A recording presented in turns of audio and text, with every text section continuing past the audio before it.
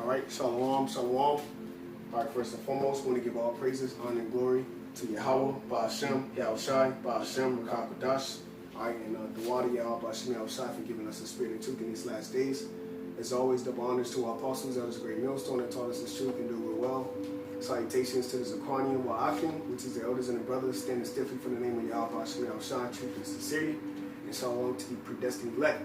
All right, I'm not fellow servant Kwame, got a brother. And we from GMS Tampa Bay 12, the camp out here in Tampa, Florida, the heart of Babylon, the belly of the beast. All right, with another lesson, Lord's will, through the spinning power of Yahweh, Ba'ashem, Yahushai. This is edifying to the elect. And today, we're just going to get into an article pretty much going into Esau, Edom, all right, trying to escape judgment, man. Matter of fact, you want to get the word dooms real quick out in etymology, Baba Kasha, real quick, because Esau, Edom, he has a doomsday clock. He got he pretty much knows that time of judgment come. It was a time where Donald Trump actually said we must ignore the prophets of doom, right? So Esau, Edom knows that judgment is coming from on high. He knows that divine intervention is coming, man. That same power that delivered us out of Egypt, Yahweh Ba'ashem Yahushai, is the same power that's getting ready to deliver us out of his hands, man. And he knows that. He see that. Okay? You got that real quick? Yeah. You get the verb. Yeah, right. Come. This is the etymology of doom. Yep. The verb says domen, to judge, has judgment on, from, that was it, from doom, meaning condemn, to punishment, from pronounce adverse judgment upon. Yep. Yeah. It's punishment, right? Yeah. All right, so go ahead and read it now. The noun. Come. He said to judge, it's in punishment, right? Yeah. Go ahead and read it now. So here's a noun, a law, statute, decree. A decree, so it's written. Judgment is written for Esau, Edom, man. Doom, man. And that's why Zondervan, which you got it right there, spirit. But in Zondervan Compact Bible Dictionary, what it says, he is the only nation, the only neighbor that will not receive mercy, man. Go ahead up. Administration of justice. Mm-hmm. Administration of justice, man. Yeah. True justice is coming to the planet Earth by the Most High, visiting the inhabitants of the earth. So the scripture say, woe unto the inhabitants of the earth, man. Woe unto the so-called white man Esau Edom, because what have he done, all right, to the whole planet Earth? He destroyed it, man. Go ahead.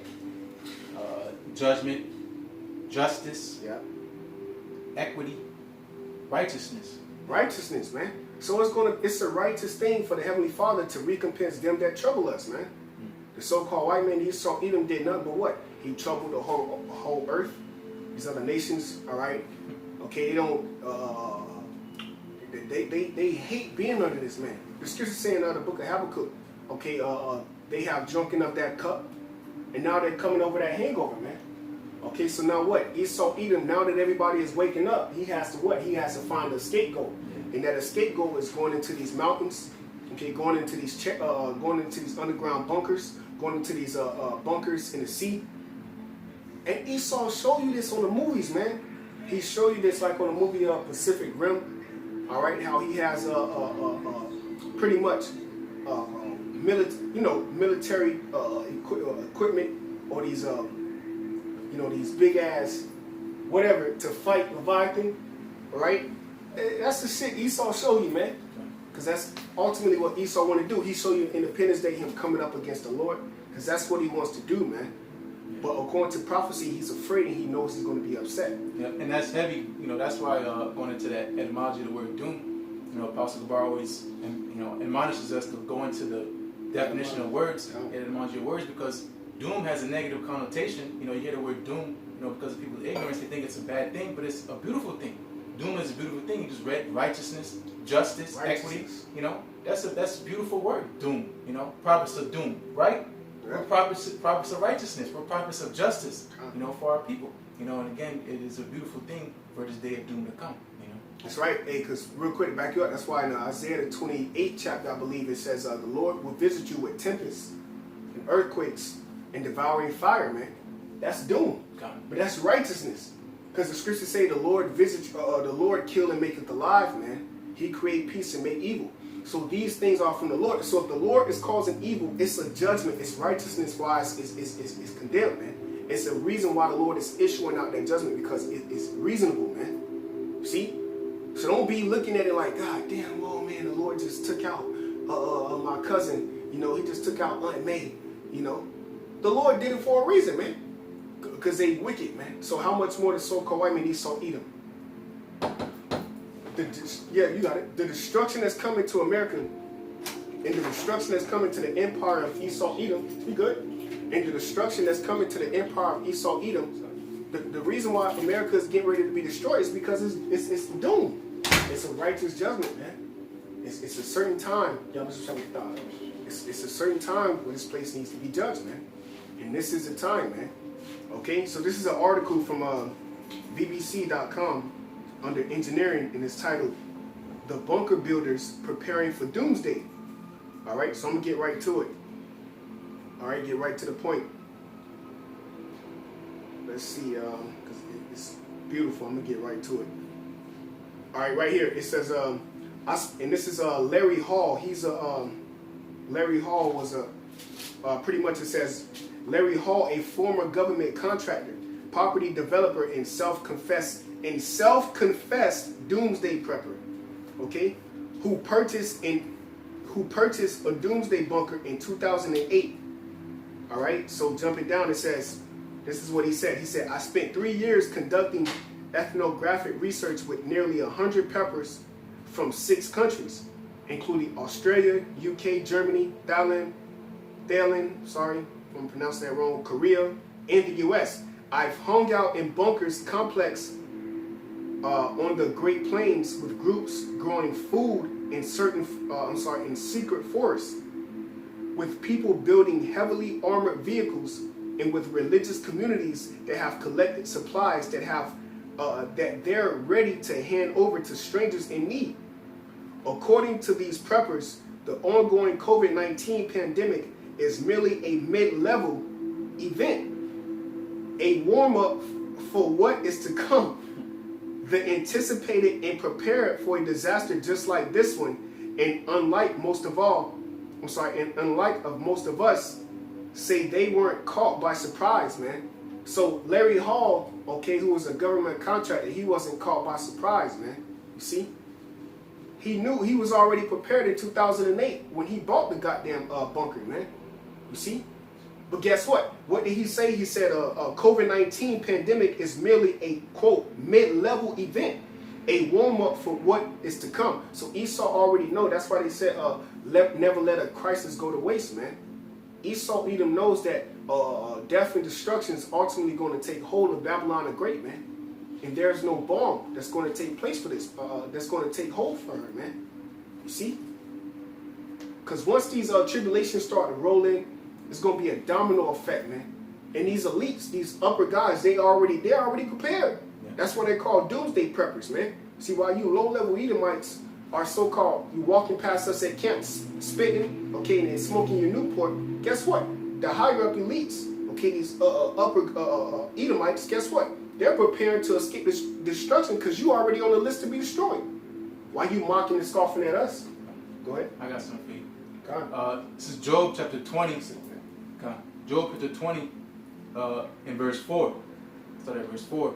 Knowest thou not this of old, since man was placed upon earth, that the triumphing of the wicked is short, and the joy of the hypocrite but for a moment? Right, so Kawhi is the wicked, man. His joy is for a moment. That's why America has reached its peak, all right, and it's getting ready to be destroyed. Go ahead. Verse 6, though his excellency mount up to the heavens. Right, so that American dream. Okay, you once had us in that philosophy of America's the great. Everybody know America's bullshit, man. Okay, you reached into the heavens, man. Okay, with your space stations. All right, go ahead. And his head reached onto the clouds. Right. Yet he shall perish forever like his own dung. Right, the Most High is getting ready to remove you, man. And it said perish for you like your own dung because you're getting ready to fight Yahweh Shine angels. Go ahead. They which have seen him shall say, where is he? Right, and that's us and the other nations. Where the fuck is Esau at, man? Because that's going to be a long time after you done built up the kingdom of heaven. You know, served 1,000 years. All right, a hardcore slavery. And Job prophesying this, man, thousands of years ago, before you even reached your pinnacle in America, man. before you even came over here by the way of Christopher Cologne, man. So your end was already set. That's why he started off with knowing that the triumphing of the wicked is short. So Job knew that, man. Go ahead, up. Verse 8, he shall fly away as a dream. Right, Esau's going to perish. Go ahead. And shall not be found. Right.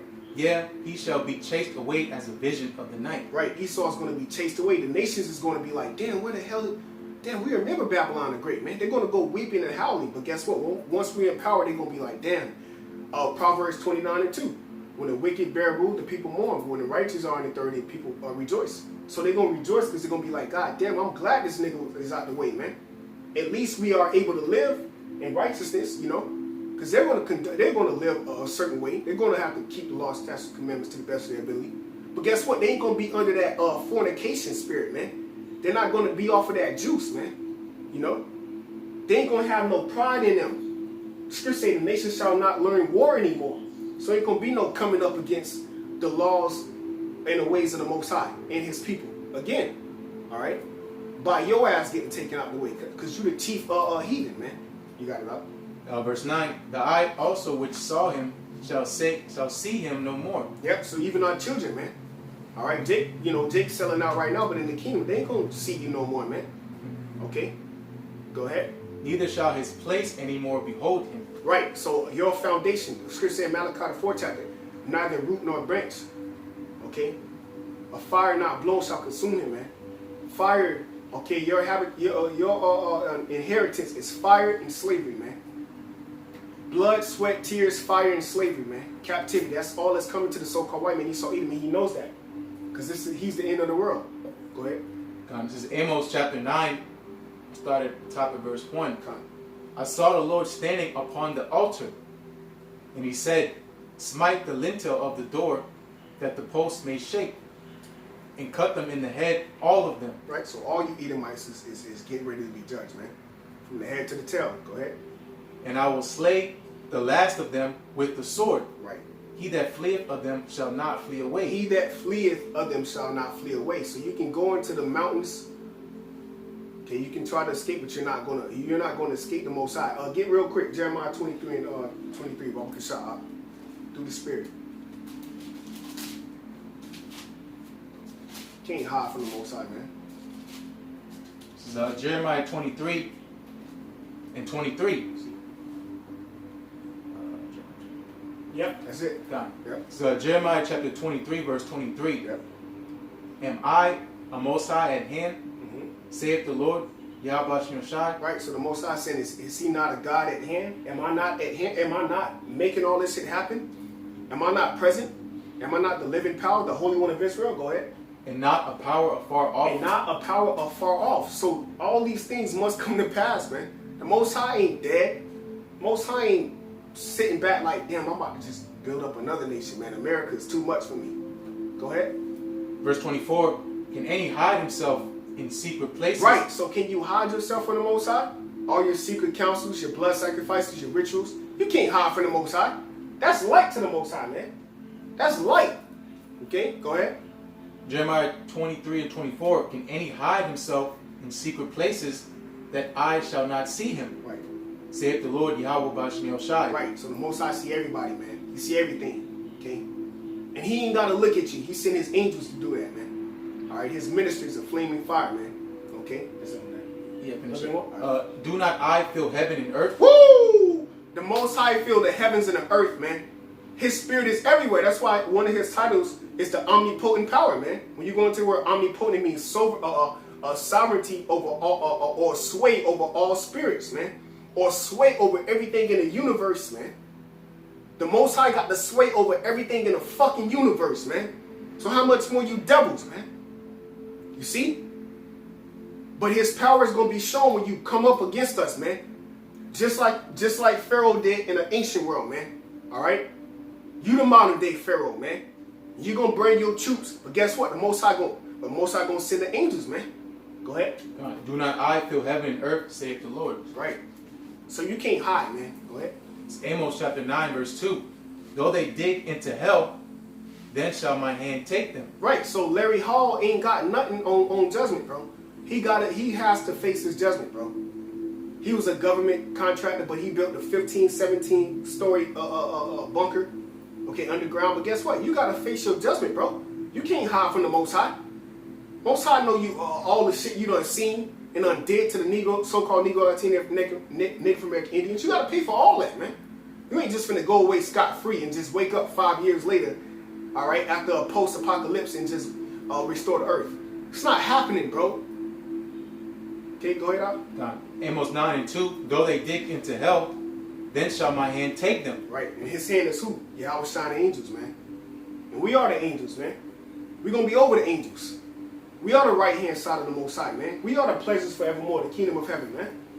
We are the battle axes and weapons of war, man. We is the right-hand side of the Most High. Though it may not seem to you in your eyes, but it's getting ready to be shown in these last days. Go ahead, Akim. Though they climb up to heaven, thence will I bring them down. I got some. God, he said, though they climb up into heaven, man. Yeah, that's you going to, so-called going to the moon, putting up your space stations, man. Okay? Announcing your space force. Go ahead, Al. This is Jeremiah chapter 16 and verse 16. That's right. Behold, I will send for many fishers. Woo! So what is that? That's the Lord going to turn us up, man. The Lord is going to make us those men in that day, man. The Lord is going to put the spirit of vengeance on us, man. His spirit. That's why the Lord said, wait ye upon me, man, till I rise up against the prey, man. You think the Most High don't want to touch you devils? Okay, go ahead. Jeremiah 16 and 16, behold, I will send for many fishers, saith the Lord. That's what we're doing. Go ahead. And they shall fish them. Right, and that's the elect. Go ahead. And after will I send for many hunters, and they shall hunt them from every mountain, and from every hill, and out of the holes of the rocks. So you can't escape. That's the spirit. You can't. So it don't matter if you go in the mountains. The Lord He gonna pull you out by His hand. The man of the Lord.